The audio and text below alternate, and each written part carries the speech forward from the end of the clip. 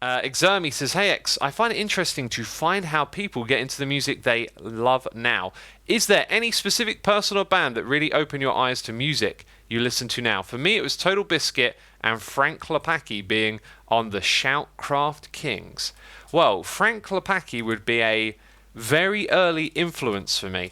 You know, later on in life, I'm loving industrial metal and weird kind of electronic music, and I look at those early CNC soundtracks, and I'm like, I wasn't even thinking about it. I was just playing this game, loving it, listening to his music. That undoubtedly had a big influence on the stuff that I liked. You know, maybe it warmed me up to hearing metal for the first time, having those guitars sort of being there and knowing what they're like. For me, I think the musical journey really starts with two bands in particular, NWA and Metallica. And I remember it so vividly, sitting in front of the television, watching VH1. Now, I used to watch MTV, so you had like Limp Bizkit and all of that on there, and loved all that new metal. But when I flicked over to VH1, that's when I started to learn about more classic artists, you know, not just the current stuff. And I really liked hearing these other bands and seeing how big the musical landscape was. And when I heard Metallica's Fade to Black, it just sent goosebumps down my spine. It was like, what is this sound? This is me. I need to hear this. So I went out and got Ride the Lightning. I also got AC/DC's Back in Black as well. I used to listen to those back to back.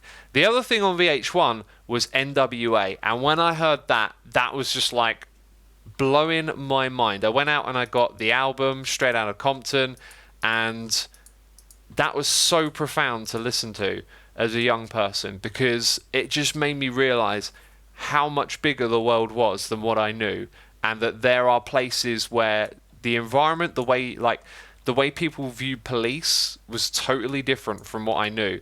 And it just totally opened up my mind. It was like, whoa, I would never have thought of looking at police that way.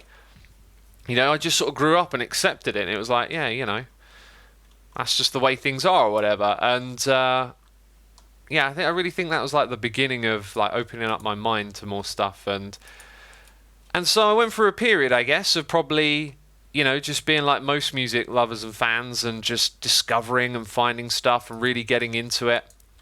And then like, you know, I became like a diehard metalhead, but I was also a hip hop head.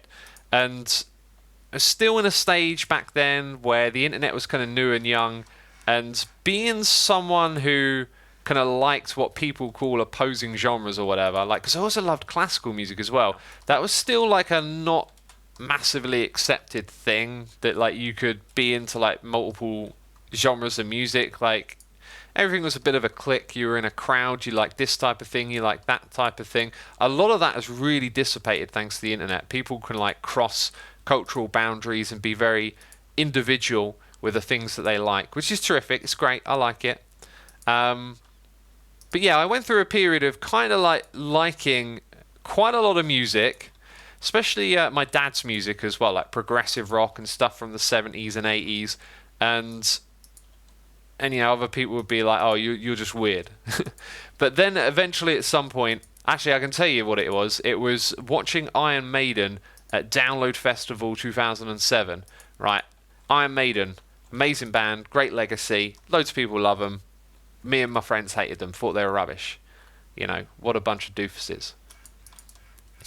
So anyway, they're playing, they're headlining. I'm thinking, well, like, this band are like loved by so many people. I feel like I need to go watch it. So we're all sitting around and I'm like, yeah. We should go watch Iron Maiden, shouldn't we? And everyone's like, nah, Iron Maiden suck, man. And I'm like, yeah, they do, don't they? And then like a few minutes later, I'd be like, so yeah, we should go watch Iron Maiden, right? They're playing right now, yeah? And like, and then I realised no one's going to come with me. So I went by myself, and I got there into the arena. I saw the fans, I saw like the love, and it just clicked. I was just like, oh, I get this. And I watched them play Run to the Hills, the song that I knew. Watched them play a couple that I didn't, and some other songs that I kind of knew of, and I just loved it. And then from that moment on, I realised that, you know, whatever it is you got in your head, where it's like, I don't like this for some reason, that's just holding you back. I was listening to the Pengella podcast, Pendulette podcast on my cycle, and the way he was describing it was like teams, like you end up in a team, and he was using the Eagles actually as an example. So like he didn't like the Eagles growing up, and so he was in team other band, right? No, you hate the Eagles, and it just meant that you missed out on the Eagles, and that's how I feel about like Iron Maiden and all of that now. I just because I decided at some point, oh, I don't like this, just means I missed out on it, you know. Anyway, I haven't really missed out on Iron Maiden because I've seen them like 6 or 7 times now, and every time I've loved it. It's been amazing. So yeah, that was a bit of an over-the-top story, right? Jeez.